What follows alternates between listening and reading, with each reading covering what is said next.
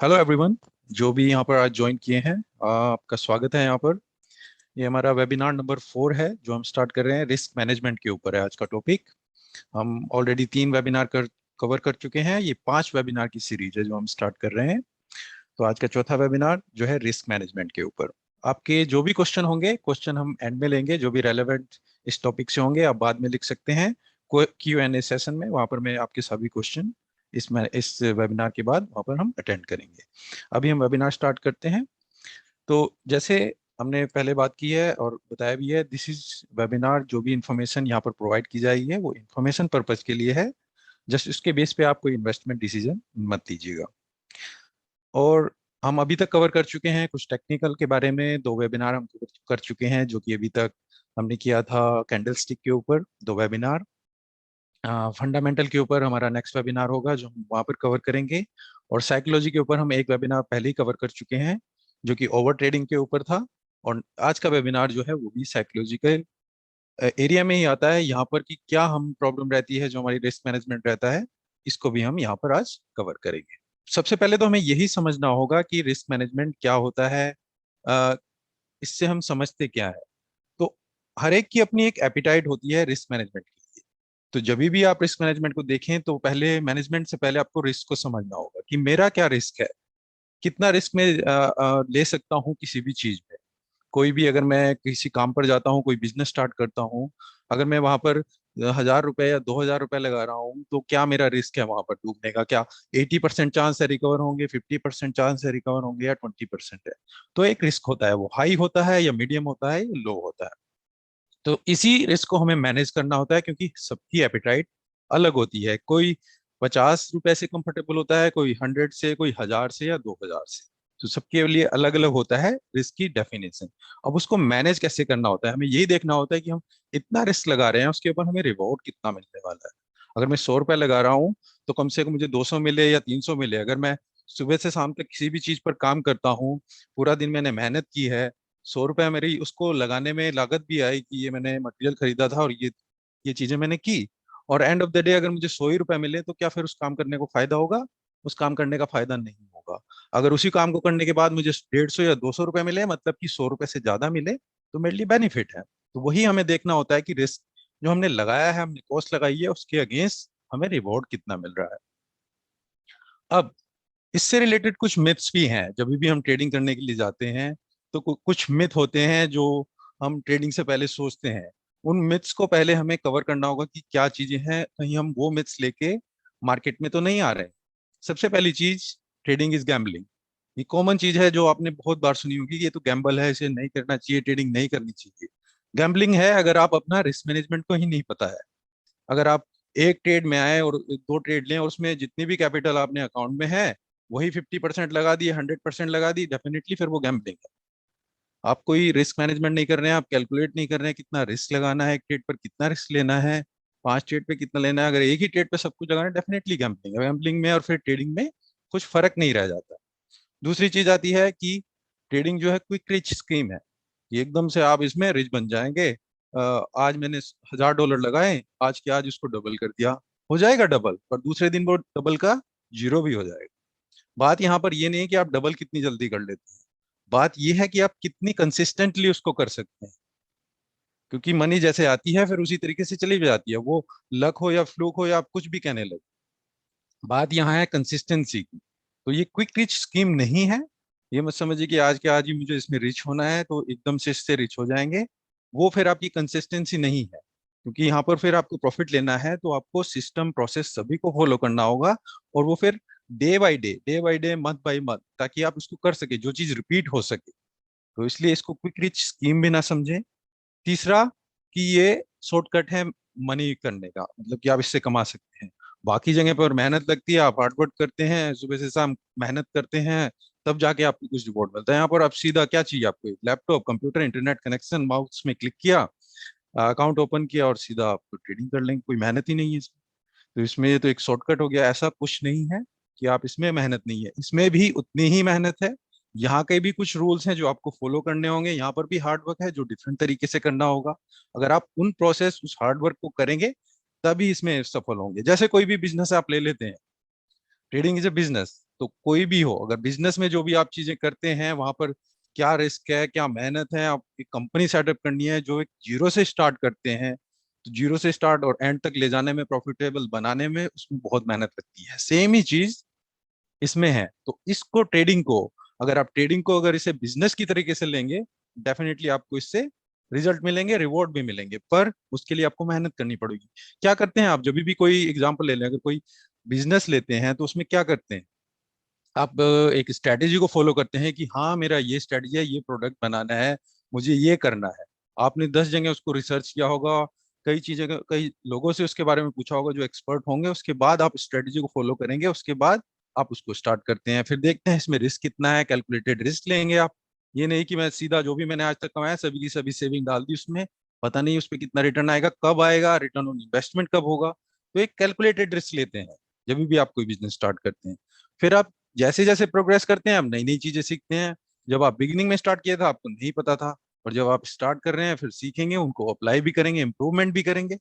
Apple का ही product ले लीजिए, अगर जो वहां से उन्होंने स्टार्ट किया था आईपॉड से, आज iPhone 13, इसी प्रोग्रेस को फिर आपका स्किल बनता जाता है। आप अपनी इन चीजों को अप्लाई करते हैं, आप रूल्स, ये चीजें काम करती है, ये चीजें काम नहीं करती, जो काम नहीं करती उनको हटाते हैं, जो काम करती है उन पर फोकस करते हैं, और इस तरीके से आप बिजनेस में आ जाते हैं। सेम चीज ट्रेडिंग में भी है। ट्रेडिंग में भी आप यही रूल्स फॉलो करते हैं। आपका क्या रूल्स है, क्या कैलकुलेटेड रिस्क है, आप वही फिर चीजें सीखेंगे, अप्लाई करेंगे, और फिर उसी स्किल को आप देखेंगे कि ये मेरी स्ट्रेटजी है, ये मेरा प्रोसेस है, कितना मेरे को रिस्क लगाना है, कैसे मैं इसमें इंप्रूव कर सकता हूँ, को भी आपको बिजनेस की तरह ही यहाँ पर लेना होगा। अब यहाँ पर मैं आपको बताना चाहूंगा, क्योंकि हमारा जो मेन टॉपिक है आज का वो है कैलकुलेटेड रिस्क के ऊपर, तो इस चीज पे आपको फोकस रहना होगा, क्योंकि स्ट्रेटजी आपके पास है, आप सीख भी रहे हैं, आप उसको अप्लाई भी कर रहे हैं, पर कैलकुलेटेड रिस्क ये जो हमारा मेन चीज है, हमें इसके ऊपर फोकस करना है। तो focus on calculated risk for a better risk management, तो आपको बेटर रिस्क मैनेजमेंट के लिए आपको पहले कैलकुलेटेड रिस्क लेना होगा। कैलकुलेटेड रिस्क अगेन, कि मेरा मेरा उस रिस्क के अगेंस्ट रिवॉर्ड कितना होता है। अगर मैं इस ट्रेड पे अपना ये लगा देता हूँ तो मेरा कहीं घर बार सारा कुछ तो ना बिक जाए, इसीलिए ये है कि मेरा सारा अकाउंट ना डूब जाए। तो एक छोटा रिस्क लेते हैं आप, कैलकुलेटेड रिस्क लेते हैं। ये नहीं कि पूरा जितना भी पैसा था अकाउंट में सब लगा दिया एक ट्रेड पे, वो प्लस में जाए माइनस में जाए, या तो हम रिच होंगे या फिर गरीब होंगे, है ना। तो वो फिर गैम्बलिंग आ जाती है। गैम्बलिंग में आप कोई प्रोसेस नहीं फॉलो करते हैं, आप तो जस्ट ये मेरा वो है सीधा आप लगा देते हैं, ठीक है ना। अब कैलकुलेटेड रिस्क है, इसीलिए हम इसको फॉलो करते हैं। बात आती है, if you take a calculated risk, अगर आप किसी भी कहीं पर भी बिजनेस हो या ट्रेडिंग हो, अगर कैलकुलेटेड रिस्क लेंगे, सो वहां पर हार्ड टू लूज मनी, बहुत डिफिकल्ट होता है कि आप उसमें फिर मनी लूज करें। आप सोच रहे होंगे मैं क्या चीज बोल रहा हूँ, बिल्कुल सही बोल रहा हूँ मैं, हार्ड टू लूज मनी। आपने मेरे को बिल्कुल सही सुना है। अगर आप कैलकुलेटेड रिस्क लेंगे, कैसे, ये चीजें मैं आपको बताता हूँ, और ये चीजें मैं आपको दिखाऊंगा भी कि किस तरीके से ट्रेडिंग में लूज करना भी मुश्किल होता है, अगर आपका रिस्क टू रिवॉर्ड या फिर प्रॉपरली रिस्क मैनेजमेंट है। तो इसके लिए पहले आपको कुछ चीजें समझनी होंगी, जो मैं यहाँ पर आपको क्लियर करना चाहूंगा, जो आपको पता होनी चाहिए। तो यहाँ पर जस्ट मैं एक कर्सर ले लेता हूँ, हाइलाइटर। तो सबसे पहली चीज, आपके जो भी ट्रेड है, जो भी ट्रेड आप लेते हैं, आपके एवरेज विनिंग ट्रेड, अगर मैंने 5 या 10 ट्रेड लिए हैं और मेरा सभी पे प्रॉफिट 100, 105, 110 इस तरीके से आ रहा है, तो मेरा जस्ट मान लीजिए कि मेरा एवरेज विनिंग ट्रेड प्रॉफिट जो आ रहा है वो 100 का आ रहा है। दूसरी चीज, आपका लूजिंग ट्रेड, जो आपके जब ट्रेडिंग करते हैं तो आपके लूजिंग ट्रेड भी होंगे, ऐसा कोई ट्रेडर नहीं है जिसके लूजिंग ट्रेड नहीं आते हैं, केवल विनिंग ट्रेड रहते हैं। तो लूजिंग भी होंगे, विनिंग भी रहेंगे। अब मान लीजिए आपके लूजिंग ट्रेड हो रहे हैं, आप हर एक ट्रेड पे -80, -90 इस तरीके से आप लूज कर रहे हैं, या -70, -60, और आपका एवरेज आ रहा है -65। तो आपका एवरेज लूजिंग ट्रेड -65 है, आपका एवरेज विनिंग ट्रेड 100। तो सिंपल रूल जो मैंने बताया, जब तक आपके एवरेज विनिंग ट्रेड का एवरेज लूजिंग ट्रेड से ज्यादा रहेगा, आप इस बिजनेस में सक्सेसफुल रहेंगे। जहां पर आपके एवरेज लूजिंग विनिंग ट्रेड का अमाउंट कम रहेगा लूजिंग ट्रेड से, वहां पर ही आप इस बिजनेस में प्रोग्रेस नहीं कर सकते। तो आपकी ये वाली अमाउंट कभी भी एवरेज विनिंग ट्रेड से ज्यादा नहीं होनी चाहिए। अगर ये वाली अमाउंट आपकी -150 हो गई, एवरेज विनिंग ट्रेड, कोई भी 10 ट्रेड ले लीजिए, 10, 20, 50, 10 के कम से कम होने चाहिए, या 20 या 50। तो पहले आप कैलकुलेट कीजिए जितने भी आपने ट्रेड लिए हैं, जो भी आपके अकाउंट्स में ट्रेड होते हैं उनका एवरेज, जो भी लूजिंग ट्रेड है उनका एवरेज कितना आ रहा है। मान लीजिए वो 150 आ रहा है, मेरे विनिंग ट्रेड का एवरेज आ रहा है 120, जो कि प्लस में है जितने भी विन हुए हैं। तो कभी भी फिर आप इस प्रॉफिट में, ट्रेडिंग में प्रॉफिट में नहीं आ सकते, क्योंकि आपके आपके एवरेज लूजिंग ट्रेड आपके एवरेज विनिंग रेट से बहुत कम है। यहाँ पर डिफरेंस है, लॉन्ग टर्म में आप इसमें सक्सेसफुल नहीं हो सकते। तो सबसे पहला रूल आपको ये फॉलो करना है, आपका एवरेज विनिंग ट्रेड आपके एवरेज लूजिंग ट्रेड से ज्यादा होना चाहिए, तभी फिर आप इसमें सक्सेसफुल रहेंगे। अब एग्जाम्पल लेते हैं, जैसे एक एग्जाम्पल ले लेते हैं यहाँ पर, लेट्स से कि मैंने जो कैपिटल ली है, मेरे अकाउंट में $1000 की कैपिटल है, मैं उस पर 2% रिस्क लगा रहा हूँ सिंगल ट्रेड पे, जो भी ट्रेड लेता हूँ। आप कोई भी अमाउंट डिसाइड कर सकते हैं, 2%, 3%, जो भी है। और फिर मेरा रिस्क टू रिवॉर्ड, तो ये दो चीजें हैं, ये बहुत इंपॉर्टेंट है। जब तक आपका रिस्क 2% के आसपास है, अगर मेरे सभी ट्रेड लूजिंग में भी जाएं तो एटलीस्ट मेरे पास 50 ट्रेड्स हैं जो मैं ले सकता हूँ। पर ऐसा कभी नहीं होगा कि आपके सभी के सभी ट्रेड लूजिंग में जाए। और रिस्क टू रिवॉर्ड का मैटर ये रहता है कि जैसे मैंने बोला अभी पिछली स्लाइड में हमने बात की, आपका एवरेज विनिंग ट्रेड आपके एवरेज लूजिंग ट्रेड से बड़ा होना चाहिए। तो एटलीस्ट अगर मैं किसी भी बिजनेस में कहीं पर भी कोई काम भी कर रहा हूँ, अगर मैं 100 रुपए का रिस्क लगा रहा हूँ, तो एटलीस्ट मुझे वहां पर 150 का तो फायदा होना चाहिए, तभी तो मैं फायदा करूंगा, तब मुझे रिटर्न मिले, तो एटलीस्ट मुझे नेट प्रॉफिट 50 का मिले। अगर मैं 100 रुपए का काम कर रहा हूँ और 100 रुपए ही मुझे एंड ऑफ द डे मिले, तो फिर उस काम को करने का फायदा क्या है? फायदा तभी है जब मैं जितनी उसकी लागत आई, जितना मैंने काम किया और उसके अगेंस्ट मुझे 150 मिल रहा है, तो मुझे प्रॉफिट हो रहा है। तो एटलीस्ट जब आपका रिस्क टू रिवॉर्ड, आपका रिवॉर्ड आपके रिस्क से ज्यादा होगा, तभी आप यहाँ पर सक्सेसफुल हो। तो कैसे, ये चलिए एक एग्जांपल देते हैं, हम सिंपल मैथ कैलकुलेशन करते हैं, उससे आप अच्छे तरीके से यहाँ पर समझ पाएंगे। मुझे बताइए अगर आप मेरी स्क्रीन देख पा रहे हैं, एक्सेल की सीट अगर विजिबल है। ओके, तो जस्ट गाइज यहाँ पर एक सिंपल एग्जांपल लिया है हमने, जो यहाँ पर मैं आपके साथ शेयर करना चाहता हूँ कि हमारी जो कैपिटल है वो $1000 की है। हमने रिस्क ले लिया, मान लीजिए मैंने एक ट्रेड पे सिंगल एक का रिस्क लिया है और मेरा रिवॉर्ड पॉइंट का है, 1.5 का है। तो अगर मैं 100 रुपए लगा रहा हूँ तो एटलीस्ट मुझे 150 रिटर्न मिल रहा है। तो $1000 का अकाउंट है, मैंने 2% का रिस्क लिया है और 3% मेरा उस पर रिवॉर्ड है, जो कि 1.5 बनता है आपके रिस्क का। तो सिंपल कैलकुलेशन करें तो $20 का मेरा रिस्क हो गया और रिवॉर्ड मेरा हो गया $20 का। तो अगर मैं सिंगल ट्रेड पे लूज करूंगा, मैं $20 से ज्यादा लूज नहीं करूंगा, और अगर मैं विन करूंगा तो मैं $30 से ज्यादा इतना विन करूंगा हमेशा। ये मेरा जो रहेगा प्री फिक्स रहेगा। अब मान लीजिए मैंने एक सिचुएशन ले ली कि मैंने 10 ट्रेड लिए, 10 ट्रेड में से मेरे 60% प्रॉफिटेबल में गए और 40% लूजिंग में गए। तो यहाँ पर अगर मैं देखूं, मैंने 10 ट्रेड लिए, 10 में से मेरे 6 विन गए, 4 लूजिंग में गए, और मेरा विनिंग जो था वो 30 का था, लूजिंग जो था 20 का था। तो नेट प्रॉफिट देखूं तो मेरा 10% रिटर्न आता है, डिस्पाइट कि आपके 10 में से केवल 6 ही विन हुए हैं। तो अगर आप 60% भी विन कर रहे हैं तो भी आप प्रॉफिटेबल में हैं। क्यों ये रोल मैटर करता है? क्योंकि रिस्क टू रिवॉर्ड आपका बेटर है। हम इस चीज को और टाइट कर लेते हैं, आप कहते हैं चलिए 10 में से 6 मुश्किल होता है कभी कभी, मैं कहता हूँ चलिए 10 में से 5, आप 50% विन करते हैं। आपने 10 ट्रेड लिए, 10 में से 5 विन हुए, 5 लूजिंग में गए। आप विन किए तो आपका प्रॉफिट ज्यादा था, लूज किए तो आपका लॉस कम था, क्योंकि हमने पहले से डिफाइन किया हुआ है आपका एवरेज विनिंग जो ट्रेड है वो ज्यादा होना चाहिए आपके एवरेज लूजिंग ट्रेड से। तो यहाँ पर भी आप 5% अपनी कैपिटल का, जो कि 1000 का 5% निकाले तो $50 बनता है, आप फिर भी प्रॉफिटेबल में हैं 50-50। अगर सिक्का भी उछालें और उसके बेस पे ट्रेड लें, 5 बार हेड आए 5 बार टेल आए, तो भी अगर आप 5 विन में गए 5 लूज में गए तो भी आप प्रॉफिटेबल में हैं। मान लीजिए मैं कहता हूँ और टाइट करते हैं, हम 40% ट्रेड लेते हैं, मतलब कि 10 में से मेरे 4 विन में गए, 6 लूजिंग में गए। आप यहाँ पर भी देखें तो भी मैं लूज नहीं कर रहा हूँ, मैं ब्रेक इवन पे हूँ। मेरे 4 यहाँ पर प्रॉफिट में है, जो कि आपका बनता है 120, और यहाँ पर 6 मेरे लूजिंग में गए 120, जीरो। तो लूज करना मुश्किल है, क्योंकि 10 में से केवल 4 ही मेरे प्रॉफिट में जा रहे हैं, बल्कि ज्यादा मेरे ट्रेड क्लोजिंग में हो रहे हैं। आप यहाँ पर देखें 10 में से 4 मेरे लॉस हुए, 6, 10 में से 4 मेरे विन हुए, 6 लूज हुए, और फिर भी मैं कुछ लूज नहीं कर पा रहा हूँ। क्यों? क्योंकि मेरा रिस्क टू रिवॉर्ड बेटर है, क्योंकि एवरेज विनिंग मेरी एवरेज लूजिंग से ज्यादा है। और जब तक ये नहीं होगी तो फायदा नहीं। अगर मैं यहाँ पर इसको 1:1 कर दूंगा, फिर ये आपकी परसेंटेज फायदा नहीं है ना। वो जैसे मैंने बोला इन द बिगिनिंग में, 100 रुपए मेरा काम आया, पूरा दिन मैंने मेहनत करी, एंड ऑफ द डे अगर मुझे 100 ही रुपए मिल रहे हैं, तो फिर उस बिजनेस को करने का फायदा क्या हुआ? ठीक है ना। तो एटलीस्ट आपका एवरेज विन आपके एवरेज लूज से ज्यादा होना चाहिए। अगर ये नहीं होगा, आप लूज करेंगे। तो 40% तक आप प्रॉफिट में है। कहां पर आप लूजिंग में आएंगे? एटलीस्ट जो 30%, कि मान लीजिए मेरे 10 में से 3 विन में जाते हैं, 7 लूजिंग में जा रहे हैं, तब आप यहाँ पर लूजिंग में आएंगे। और ऐसा कभी नहीं होगा ये 10 में से आपके केवल 3 ही ट्रेड प्रॉफिट में जा रहे हैं। फिर तो आपकी स्ट्रेटेजी में कहूंगा, आप स्ट्रेटेजी के ऊपर काम कीजिएगा। जो भी स्ट्रेटेजी हमने आज तक अभी काम किया, पिछले 2 वेबिनार में आपको 2 अच्छी स्ट्रेटेजी, जब कैंडल स्टिक के ऊपर बात की, आप उसको टेस्ट कीजिए और देखिए।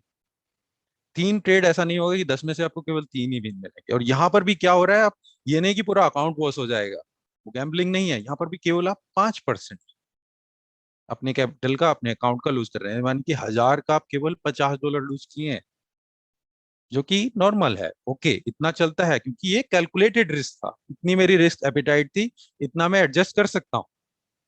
ठीक है ना। तो ये जैसे सिनेरियो था कि हमने मान लीजिए रिस्क टू रिवॉर्ड 1.5 का रखा है, और मान लीजिए अगर मैं इसी रिस्क टू रिवॉर्ड को और बढ़ा देता हूं, मैं कहता हूँ 1:2 का रखते हैं हम। सिंगल ट्रेड पे 2% रिस्क लगाएंगे, रिवॉर्ड 4% रखेंगे। तो अगर मैं 20 का अपना रिस्क लगा रहा हूँ, तो 40 का रिवॉर्ड कर रहा हूँ, फिर तो आपको ज्यादा, जितना ज्यादा आपका रिवॉर्ड बढ़ता जाएगा, आपकी विनिंग परसेंटेज ज्यादा होने की जरूरत नहीं है। अगर आपका रिस्क टू रिवॉर्ड ज्यादा है, फिर तो आप कम विनिंग परसेंटेज पे भी आप प्रॉफिट में रह सकते हैं, आप लूज नहीं करेंगे। कैसे, चलिए देखते हैं। अगेन यहाँ पर मैं 1:2 का रिस्क टू रिवॉर्ड लेता हूँ। 2% मैंने रिस्क लगाया, अगर मैं लूज करा तो मैं $20 लूज करूंगा, विन करा तो मेरा प्रॉफिट में $40 पे लूज होगा। तो मान लीजिए मैंने 10 ट्रेड लिए, 6 मेरे प्रॉफिट में गए, 4 लूजिंग में गए।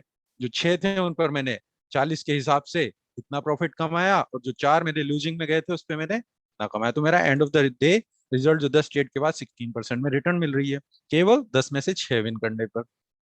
सेम सिनारियो अगर मैं 50% कर देता हूँ, कि मैं 10 में से केवल 5 ही विन करूंगा, 5 लूज करूंगा, 50-50%, तो भी मेरा 10% रिटर्न मिल रहा है।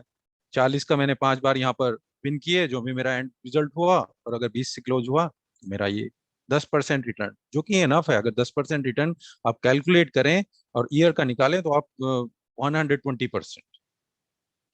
थोड़ा अगर माइंड से सोचें, काम माइंड से। और अगर 40% कर लेते हैं, कि मान लीजिए मेरा 10 में से केवल 4 ही विन जा रहे हैं, 6 6 लूजिंग में जा रहे हैं, तो भी मैं प्रॉफिट में रह रहा हूँ। Simple math. एवरेज विनिंग आपका ज्यादा होना चाहिए एवरेज लूजिंग से।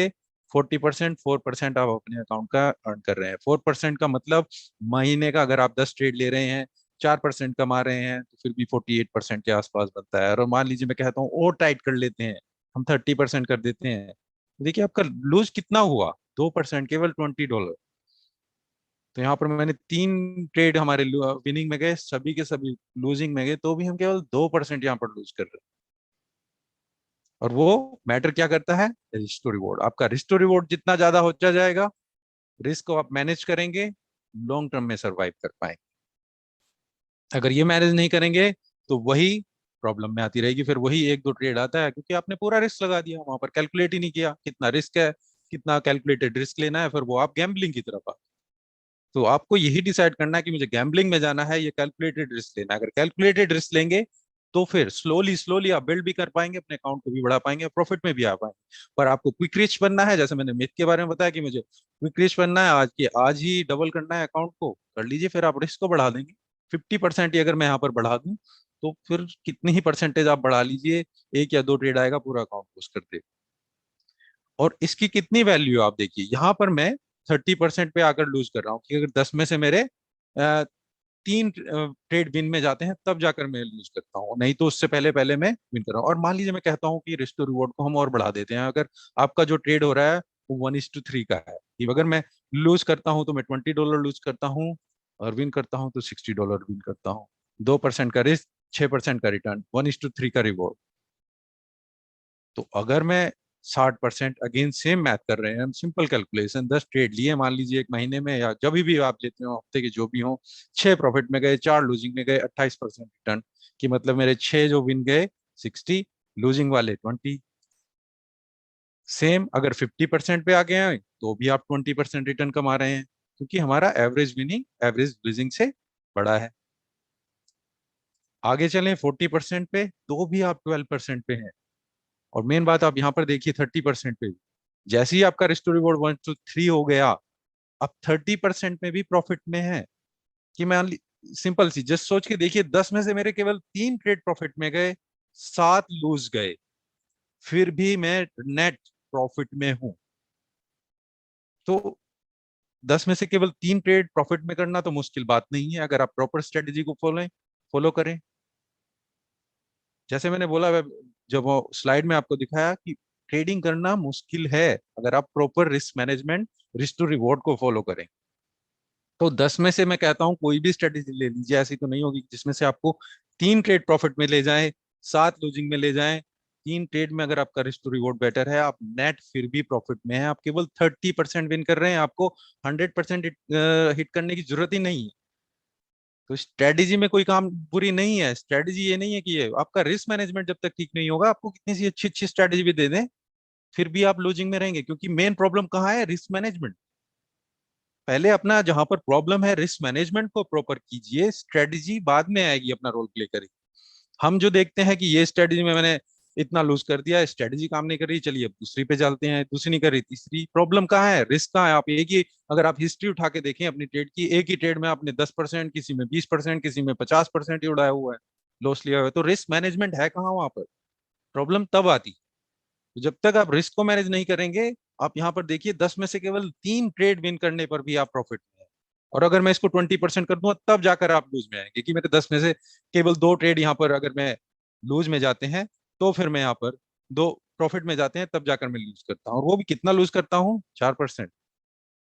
$40, 1000, कितने तक? मैं इसके बेस पे तो कितने ही ट्रेड ले सकता हूँ अगर मेरे लूज में जाते हैं। ऐसा नहीं होगा कि आपके 10 में से 2 ही ट्रेड प्रॉफिट में आ रहे हैं। फिर आप अपनी स्ट्रेटेजी पे काम कीजिए कि हाँ, अब मेरी स्ट्रेटेजी में कोई प्रॉब्लम है। हम पहले स्ट्रेटेजी के ऊपर देखते हैं, रिस्क मैनेजमेंट को छोड़ देते हैं। पहले आपका रिस्क मैनेजमेंट, फिर स्ट्रेटेजी। अगर रिस्क मैनेजमेंट आपका प्रॉपर है, सब कुछ आपने फॉलो किया हुआ है, 10 में से 3 ट्रेड भी हैं, रिस्क टू रिवॉर्ड भी ठीक है, फिर भी प्रॉफिट भी नहीं, फिर आप स्ट्रेटेजी के ऊपर जाएं। पहले आपको स्ट्रेटेजी के ऊपर काम नहीं करना। तो जैसे मैंने बताया, सिंपल है, ऐसी कुछ वो नहीं है, पर हम चीज जो है, बेसिक चीज, उसको इग्नोर करते हैं। समरी क्या है जो मैं यहाँ पर आपको बताना चाहता हूँ, कि रिस्टो रिवॉर्ड मान लीजिए मैंने 1:1.5 रखा, तो आपको केवल 5 ट्रेड चाहिए प्रॉफिट में आने के लिए, मतलब कि 10 में से 5, 50%। और कुछ ज्यादा आपको जरूरत ही नहीं है। जस्ट बोला एवरेज विन, आपका एवरेज लूज से ज्यादा हो, 50% भी आपके 10 में से 5 प्रॉफिट में चले गए, दैट्स इट। आपका काम हो गया। उससे ज्यादा आपको और क्या चाहिए? आप प्रॉफिटेबल ट्रेडर हैं। और वही आप रिस्क टू रिवॉर्ड को बढ़ा दें कि मेरा रिस्क टू रिवॉर्ड हर एक प्री डिफाइन, कि मैं इससे कम नहीं लूंगा, मेरा रिस्क 1 है, रिवॉर्ड 2 है, तो आपको 50 भी नहीं, 40%, 10 में से केवल 4 ट्रेड चाहिए जो आपको प्रॉफिटेबल बना दे। तो आपको ज्यादा ट्रेड की जरूरत नहीं पड़ेगी। उसी तरीके से यहाँ पर 1:3 कर दिया, तो फिर 30%, जैसा कि हमने एग्जाम्पल में देखा, कि आपको केवल 3 ही ट्रेड चाहिए प्रॉफिटेबल में आने के लिए। आपको ये नहीं कि मुझे 10 या 20 इतने सारे ट्रेड में चाहिए। आप कोई भी ट्रेड लूजिंग में जाते हैं, 5 या 6 ट्रेड लूजिंग में चले गए, अरे ये लूज में क्यों गए, स्ट्रेटेजी काम नहीं कर रही है, ये प्रॉब्लम है। तो वो फिर प्रॉब्लम आती रहेगी इस तरीके से आपको। तो हमें स्ट्रेटेजी के ऊपर नहीं देखना है, पहले अपने रिस्क मैनेजमेंट। जैसे मैंने बोला, 3 चीजें मैंने आपको बताई जो मिथ से हमने स्टार्ट किया था, कि ये कोई क्विक रिच स्कीम नहीं है, तो आपको आज के दिन ही डबल ट्रिपल नहीं करना है। अगर आप डबल ट्रिपल करने की सोचेंगे, तो आप रिस्क ज्यादा लगाएंगे। रिस्क ज्यादा लगाएंगे तो आपके अर्न करने के, ओके आपने कर भी लिया, डबल हो जाएगा, मान लीजिए लग जाता है, हो गया, कोई प्रॉब्लम नहीं है, पर अगले दिन उसमें भी चला जाएगा। वही अकाउंट जो आपने आज डबल किया था, कल को वो पूरा चला भी जाएगा, क्योंकि वहां पे कंसिस्टेंसी नहीं रहेगी। इस तरीके से आप कंसिस्टेंसी नहीं रहेंगे। वो तो एक रोलर कोस्टर राइड होगी। इमोशंस आए, इमोशंस के अपने ऊपर बात की थी, अच्छा लगा, आपका लक बना, प्रॉफिट में गए, लूजिंग में, तो फिर वो स्टार्ट हो गया। दूसरा मैंने बात किया कि कोई रिच स्कीम नहीं है, या फिर इसको अगर बिजनेस की तरह नहीं लेना है, या फिर कि मुझे इसके ऊपर कोई हार्ड वर्क नहीं। हार्ड वर्क है यहाँ पर भी, आप अपनी, जैसे हमने कहा, इसको बिजनेस की तरह ट्रीट करेंगे। मुझे बिजनेस लगाना है, तो मुझे स्ट्रेटजी स्ट्रेटजी फाइंड आउट कीजिए, क्या मेरा प्रोसेस है, क्या स्ट्रेटजी है, क्या रूल्स हैं, उसको फॉलो करेंगे। और क्या मेरा रिस्क मैनेजमेंट है, कैलकुलेटेड रिस्क, इसके बेस पे रिस्क टू रिवॉर्ड, उसको प्रॉपरली पहले डिफाइन करेंगे, तब आप ट्रेड लेंगे। और जैसे मैंने बोला कि बिजनेस में भी आप सीखते हैं, लर्न करते हैं, उसी तरीके से यहाँ पर भी आप सीखेंगे कि ये चीज काम कर रही है, ये नहीं काम कर रही है, कहाँ पर एडजस्टमेंट करनी है, कहाँ नहीं एडजस्टमेंट करनी है। जब आप प्रैक्टिकल करते हैं तब चीजें आप ज्यादा सीखते हैं। थ्योरेटिकल जस्ट पढ़ के आपको काम में नहीं आती है। थ्योरेटिकल से आपको जस्ट एक नॉलेज मिल जाती है, एक डायरेक्शन मिल जाती है। और उसके बाद फिर जो आपकी स्किल है वो बनता है। जब आप ट्रेड लेते हैं, आपके अंडर में बेल्ट में जब ट्रेड आएंगे, आप कुछ नई चीजें सीखेंगे, आप जर्नल करेंगे, वो चीजें सब अब आएंगी।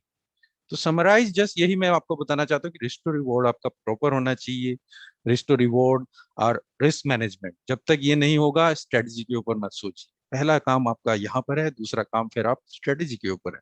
अगर आपका रिस्क टू मैनेजमेंट ठीक होगा, बेकार से बेकार स्ट्रेटजी से भी आप अच्छा कमा सकते हैं। पर आप अच्छी सी अच्छी स्ट्रेटजी भी आपको दे दीजिए कि ये बहुत अच्छी है, रिस्क मैनेजमेंट प्रॉपर नहीं है, वहां पर भी आप लूज ही करें, तो उसका कोई बेनिफिट नहीं है। तो कहने का मतलब है सिंपल है, ये जो मैंने बताया सिंपल है, पर फॉलो करना इजी नहीं है, क्योंकि माइंड में फिर वहां पर इमोशंस भी आते हैं, ओवर ट्रेडिंग आती है कि ये करना है, ट्रेड लेना है, आज ही रिच बनना है, आज ही वो करना है। तो वही पहले आप अपना प्लान को डिफाइन कीजिए कि ये मेरे प्लान है, क्या मेरे रूल्स हैं, क्या स्ट्रेटजी है, इसके अकॉर्डिंगली आज मुझे इतना रिस्क लगाना है, ये मेरा रिवॉर्ड है। सिंपल चीज बताइए आपको, एवरेज विनिंग आपका एवरेज लूजिंग से ज्यादा होना चाहिए। जब तक वो उससे ज्यादा नहीं होगा, लॉन्ग टर्म में सक्सेसफुल नहीं हो सकते हैं आप। सोचते हैं मैंने आज ये ट्रेड क्लोज कर दिया, प्रॉफिट में जा रहा है, 100 का मैंने स्टॉप लॉस लगाया था और 150 का टारगेट, पर 150 वो पहुंचा नहीं, मैं इसको क्लोज कर लेता हूँ आज 100 पे ही, दूसरा 110 पे, 90 पे। पता चला 3 ट्रेड प्रॉफिट में क्लोज हो गए, आप खुश हो गए, मेरे 3 ट्रेड प्रॉफिट में गए हैं, बिल्कुल ठीक। अगला ट्रेड गया, वो हिट कर गया स्टॉप लॉस 100 का, अगला फिर 100 का, अगला फिर 100 का, 300 आप माइनस में गए, वहां पर भी आपने कितना कमाया था, 310। आप देखिए 6 ट्रेड लिए, 6 में से 3 लॉस में गए, 6 प्रॉफिट में गए, ब्रेक इवन पे हैं आप। जबकि मैं कह रहा हूं अगर आपका रिस्क टू रिवॉर्ड 1.5 होता तो आप प्रॉफिट में होते, अगर आपका 1.5 एटलीस्ट होता, अगर 100 का मेरा लॉस होता 150। तो इजी लगता है, टेम्पटिंग लगता है कि मैं अपने ट्रेड को प्रॉफिट में क्लोज कर लूं, पर वहां पर आप रूल को ब्रेक कर रहे हैं। पर उस रूल को ब्रेक नहीं करना है आपने, एक बार ब्रेक किया, आपकी वो हैबिट फिर आदत, और आदत फिर बदलनी बहुत मुश्किल हो जाती है। अगर आप शुरू में ही उस चीज को नहीं रोकेंगे, एंड ऑफ द डे फिर 3 महीने बाद, 6 महीने बाद, फिर तो बहुत मुश्किल है उसको तो इस चीज को ब्रेक करना। जैसे सिंपल तरीके से एक सिगरेट का एग्जांपल लें, आज मैं पी रहा हूँ, 6 महीने हो गए, फिर पीते हुए फिर आदत लग गई, लत लग गई, फिर उसको छोड़ने के लिए किसी सिगरेट पीने वाले से छोड़ के ये उसको सिगरेट छोड़ के देखे, आज छोड़ दूं कल छोड़ दूं, छोड़ना बहुत मुश्किल हो जाता है। वही चीज सिंबल यहाँ पर भी ट्रेडिंग में है। एक बार आपने वही प्रॉफिट करने की वजह से आप आज आपने ब्रेक रोल कर दिया कि मैं इसे प्रॉफिट में ले लेता हूँ, इसे भी प्रॉफिट में ले लेता हूँ, और वो इस प्रॉफिट के चक्कर में आपने वो जो मेन आपका क्रैश एवरेज लूजिंग, उसको आपने ब्रेक कर दिया। फिर आप लॉन्ग टर्म में सक्सेसफुल नहीं होंगे। शॉर्ट टर्म में आपको लगेगा कि मैं प्रॉफिटेबल में आ गया हूँ, ठीक है, इससे मैं काम चल जाएगा, पर लॉन्ग टर्म में उससे काम नहीं चले। तो होपफुली गाइस आपको इससे कुछ हेल्पफुल मिली होगी। रिस्क मैनेजमेंट के ऊपर हमने बात की है, ये मेन टॉपिक है जो आपको पहले कवर करना चाहिए। स्ट्रेटजी से पहले आपको इस पे काम करना चाहिए, स्ट्रेटजी के ऊपर बाद में फोकस करना चाहिए। अगर ये चीज आपकी पहले करेक्ट नहीं होगी तो आपकी स्ट्रेटजी पे भी कोई वहां पर इम्पैक्ट दिखेगा नहीं। तो स्ट्रेटजी मेन है, उसको भी मैं इंपॉर्टेंस देता हूँ, पर रिस्क मैनेजमेंट उससे ज्यादा इंपॉर्टेंस है। जैसे मैंने बोला, बेकार से बेकार स्ट्रेटजी हो, रिस्क मैनेजमेंट अच्छा हो, उससे भी आप प्रॉफिट कमा लेंगे। आपने देखा, हमने एक्सेल की सीट में देखा, अगर मैं 10 में से 3 ट्रेड भी प्रॉफिट में जा रहे हैं, ठीक है, वहां पर स्ट्रेटजी इतनी अच्छी नहीं है, पर 3 ट्रेड भी प्रॉफिट में गए और उसी से मैं अर्न कर रहा हूँ। पर वही स्ट्रेटजी मेरी बहुत अच्छी है तो मेरा 60%, और रिस्क टू रिवॉर्ड है तो फिर मैं उससे और कमा रहा हूँ। तो दोनों चीजें जब मिल जाती हैं तो और भी अच्छा है। और पहले रिस्क मैनेजमेंट, फिर स्ट्रेटजी, और आप रिजल्ट देखिए। तो होपफुली आपने ये इससे कुछ हेल्प मिली होगी। कोई क्वेश्चन हो आप, हम यहाँ पर क्वेश्चन आंसर आपके करेंगे। जैसे मैंने बताया, अगर आप मुझे नहीं जानते या मुझे नहीं देखा है कभी, तो फॉरेक्स सैलरी पे मेरा यूट्यूब पर चैनल है, वहाँ पर मैं एजुकेशनल वीडियो बनाता हूँ, आप मुझे सर्च कर सकते हैं फॉरेक्स सैलरी के नाम से। और या फिर आपको मुझे ईमेल में कांटेक्ट करना है, forexsalary.india@gmail.com, आप मेरे पास यहाँ पर रीच आउट कर सकते हैं, या मेरे इंस्टाग्राम चैनल पे आप मुझे कांटेक्ट कर सकते हैं, जो लिंक है वीडियो के डिस्क्रिप्शन में, आप वहीं से फॉलो कीजिएगा, फॉरेक्स सैलरी के नाम से, forex.salary पर इंस्टाग्राम। या फिर इन्फॉर्मेशन के लिए मैं टेलीग्राम पर चैनल पर भी हूँ, फॉरेक्स सैलरी कनेक्ट के नाम से है, आप वहां पर कर सकते हैं। तो अभी जो भी क्वेश्चन होंगे वो यहाँ पर हम लेना चाहेंगे, तो आप क्वेश्चन पूछ सकते हैं Q&A सेशन में, वो मैं यहाँ पर आपके आंसर करने की कोशिश करूँगा।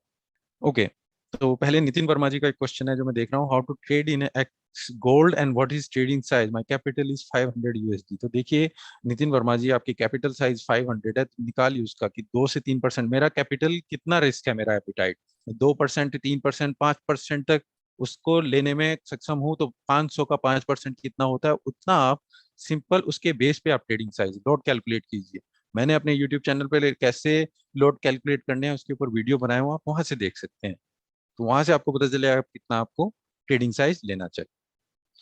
आशीष मीना जी का क्वेश्चन है, कोई पहले से लॉस में हो लाखों रुपए में, अगर रिस्क रिवॉर्ड से ट्रेडिंग करता है फिर भी स्टॉप लॉस हिट होता है, तो अगली ट्रेड लेने से वो जी जे का इस घबराहट को कैसे कंट्रोल करें। तो देखिए आप इतने सारे लॉस में रहे हैं, तो आपकी पहले स्ट्रेटजी पे काम कीजिए, उसको डेमो में टेस्ट कीजिए। अगर आपको मिलता है 40, 50%, 60% उसका रिटर्न है, उसके बाद निकालिए कि मेरा कितना जो रिस्क है, इतने डॉलर अगर मैं लूज भी कर देता हूँ एक सिंगल ट्रेड पे, मुझे इससे फर्क नहीं पड़ता है। कैसे निकालेंगे कि मेरा इससे कोई फर्क ना हो, कोई घबराहट ना हो। देखिए जब भी आप ट्रेड लें, क्या आपको आराम से रात को नींद आती है, आपका ट्रेड ओपन है, अगर आप उसे बार बार देख रहे हैं तो इसका मतलब है आप उससे कंफर्टेबल नहीं है, आपको अपने लॉस को कम करना हो, अपने रिस्क को कम करना हो। जब आप उसके बारे में ना सोचे तो वो आपके लिए कंफर्टेबल है। नरेश कुमार जी का क्वेश्चन है, सर अगर ट्रेड हमारे फेवर में चल रहा है और रिस्क रिवॉर्ड से भी ज्यादा रन हो रहा है, क्या उसे होल्ड करना चाहिए, रिस्क रिवॉर्ड के अकॉर्डिंग एक्सक्यूट कर दें। देखिए आपने पहले से ट्रेड लिया, मान लीजिए मैंने डिसाइड किया 1.5 या 1:2, टू के पास पहुंच गया, आपको लग रहा है और आगे जाने वाला है, फिर आप ट्रेलिंग स्टॉप कर सकते हैं।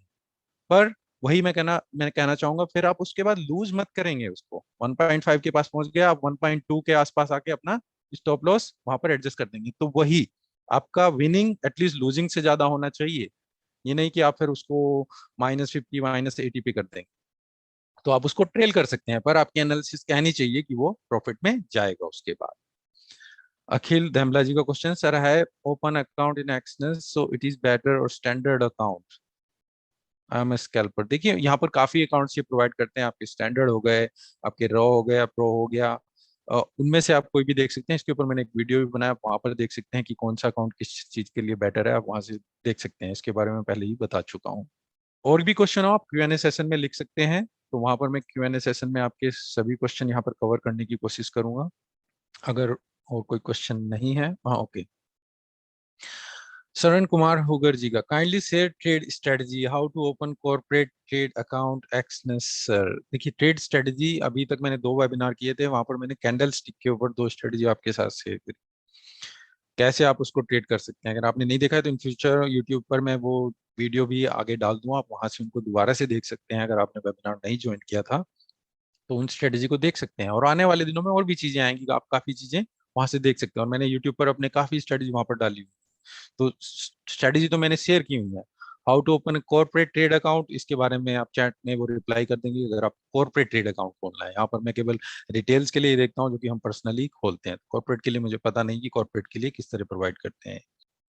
Which time frame best for day traders, अगर आप डे ट्रेडिंग करते हैं, आपका ट्रेड सेम ही डे पर क्लोज होता है, तो आप 1 आवर में ट्रेड कर सकते हैं। आप 4 आवर का ब्यास ले सकते हैं कि क्या ट्रेंड चला हुआ है, 1 आवर में ट्रेडिंग करेंगे बेटर रहेगा। ज्यादा नीचे मत जाइए, वहां पर ज्यादा वो वोलेटिलिटी ज्यादा रहती है, आपके फेक सिग्नल ज्यादा रहेंगे।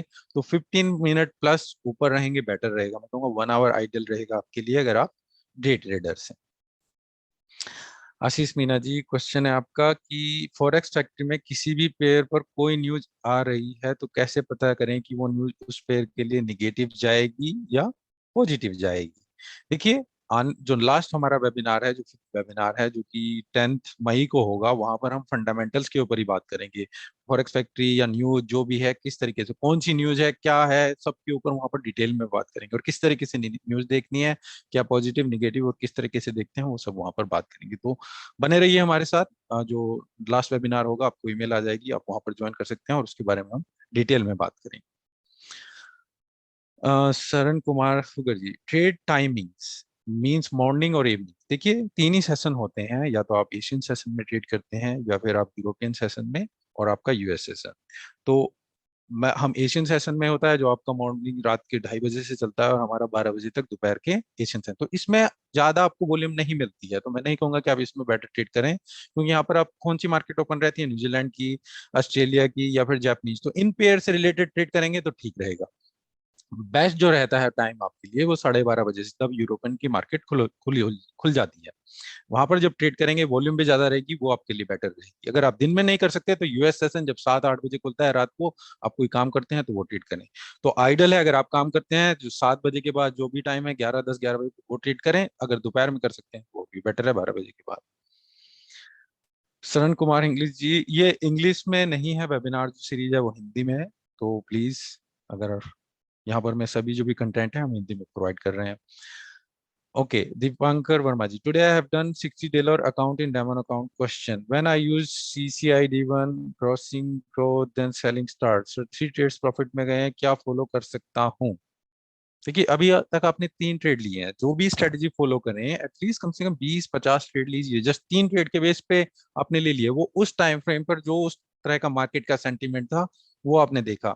आपको स्ट्रेटजी को जब भी टेस्ट करना हो एटलीस्ट 1-2 साल का टाइम पीरियड हो। तो 1-2 साल का आप या तो पीछे बैक टेस्टिंग कर सकते हैं, या फिर आप 20-30 ट्रेड ले लें कम से कम, तो इन फ्यूचर जो भी हो तब वो जो भी रिजल्ट आए, कितने परसेंट ये काम करती है, 50%, 60%, उसके बेस पे देखिए।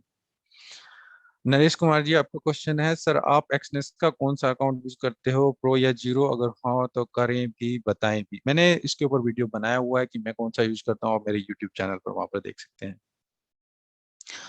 आपका वनडे का सबसे बिगेस्ट प्रॉफिट बिगेस्ट लॉस कितना था? सर मेरा पहला वीडियो देखिएगा, वहां पर मैंने आप सब कुछ बताया हुआ है कि मैंने कितना लॉस किया था, अगर मैंने कितना प्रॉफिट किया था, तो वहां पर आपको पता चल जाएगा। अगर आप मुझे जानते हैं, नहीं जानते हैं, तो वहां से पता चल जाएगा।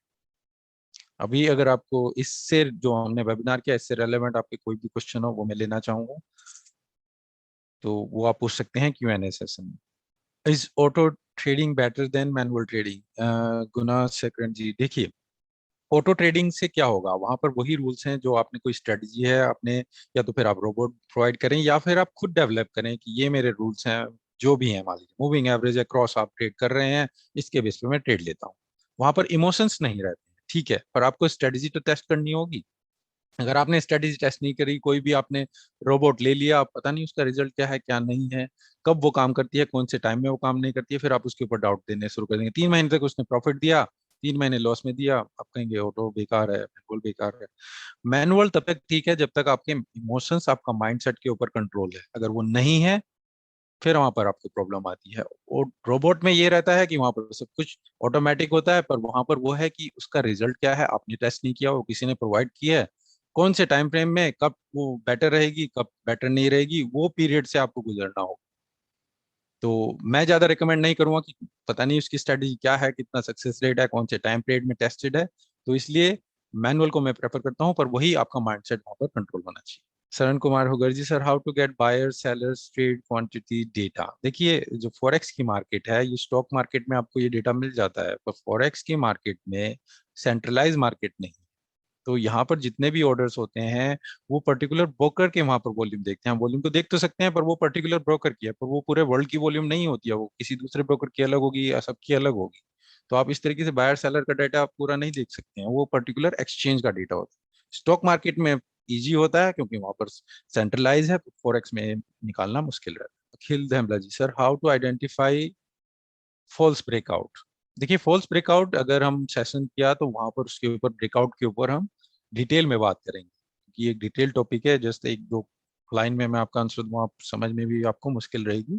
तो इसके ऊपर हम, अगर हम कोशिश करेंगे, हम इसके ऊपर डिटेल में बात करेंगे किसी वेबिनार में, अगर टाइम मिला तो। अखिल दमला जी, आपका क्वेश्चन है सिर्फ इस, sir if one day I get two stop loss so my psychology get disturb, so should I stop trading that day?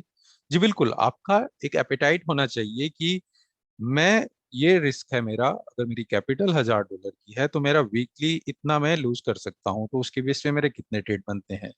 अगर मेरे वीकली में मेरे 4-5 ट्रेड आ रहे हैं कि मैं 4 ट्रेड ले सकता हूँ, अगर चारों के चारों लूज जाए, तो वो आपका 10% हो सकता है, 5% हो सकता है। उसके बेस पे डेली के मैं कितने ट्रेड ले सकता हूँ, तो डेली का मेरा 1 या 2 ट्रेड बनता है, उन 2 ट्रेड में वो आप स्टॉप लॉस को डिवाइड करेंगे। अगर वो हिट हो जाता है उसके बाद आप स्टॉप कर देंगे, क्योंकि मार्केट यहाँ पर 24 आवर्स है, इतने सारे प्लेयर्स हैं, आपको पर्टिकुलर टाइम फिक्स होना चाहिए। अगर वो उसके बेस पे आपको लूज हो रहा है, स्टॉप कर दीजिए, नेक्स्ट डे ट्रेडिंग करेंगे।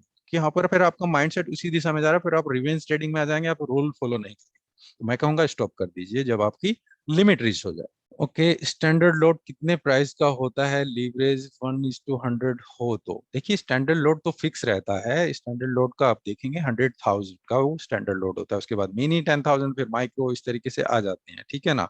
लीवरेज से आप देखते हैं कि मेरे को कितने लेने हैं, 1 लोड लेना है, 10 लोड लेने हैं, 20 लोड लेने हैं।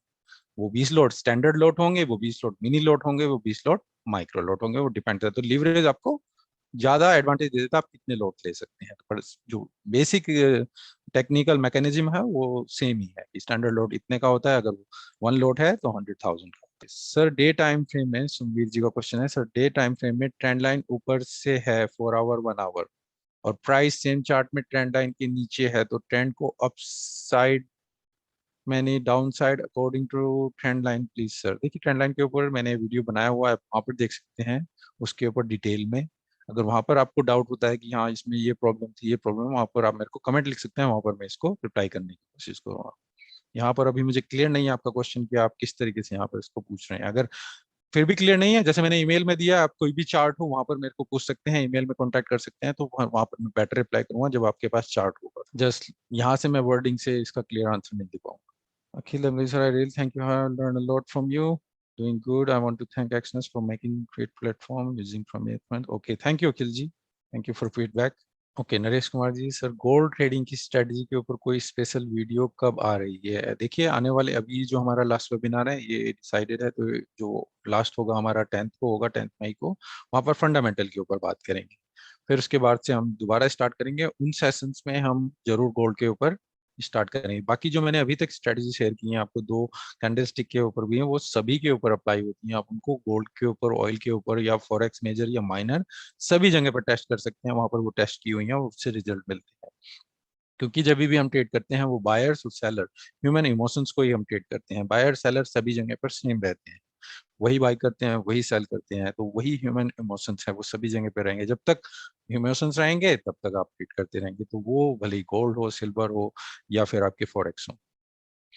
आशीष मीना जी, स्प्रेड क्या होता है? सर, स्प्रेड होता है जब आप, इसमें 2 चीजें होते हैं। बेसिक चीज है बाई प्राइस और आस्क प्राइस, उन दोनों का डिफरेंस। तो जो ब्रोकर आपको प्राइस प्रोवाइड करते हैं, उनका एक बाइंग प्राइस होता है जब आपसे खरीदते हैं, और जब आपको सेल करेंगे, तो जब आप ऑर्डर ओपन करेंगे वो एक पर्टिकुलर प्राइस पे ओपन होगा, मतलब कि आपने खरीदा, ब्रोकर ने सेल किया। जब आप उसको सेल करेंगे, उन्होंने सेल किया, आपने खरीदा, आपकी पोजीशन क्लोज हो गई। तो जो दोनों प्राइस हैं ओपन और क्लोज होने तक, उन दोनों के प्राइस में जो डिफरेंस रहता है वो स्प्रेड कहलाता है। वो हर एक पे पेयर्स में अलग रहता है, आप एक्सचेंज में देख सकते हैं। यूरो यूएसडी पे अलग, सभी पे अलग रहता है, और इनके पेयर्स, ये सभी अकाउंट्स में अलग अलग रहता है। वो सभी डिटेल्स एक्सचेंज के प्लेटफॉर्म पे आप चेक कर सकते हैं। और कोई क्वेश्चन हम देख लेते हैं 1-2 मिनट, अगर और कोई क्वेश्चन होते हैं, नहीं तो फिर हम आज का सेशन क्लोज करते हैं। और जो नेक्स्ट सेशन होगा उसके लिए आपको ईमेल आ जाएगी, जो आप ज्वाइन कर सकते हैं। वो हमारा नेक्स्ट वीक नहीं होगा, उससे अगले हफ्ते होगा, और वहाँ पर फिर आप ज्वाइन कर सकते हैं। ओके, आशीष में यूपीआई को गवर्नमेंट ऑफ इंडिया ने डाउन किया है। मुझे इसके बारे में इंफॉर्मेशन नहीं है, अगर गवर्नमेंट ऑफ इंडिया ने डाउन किया है या नहीं किया है।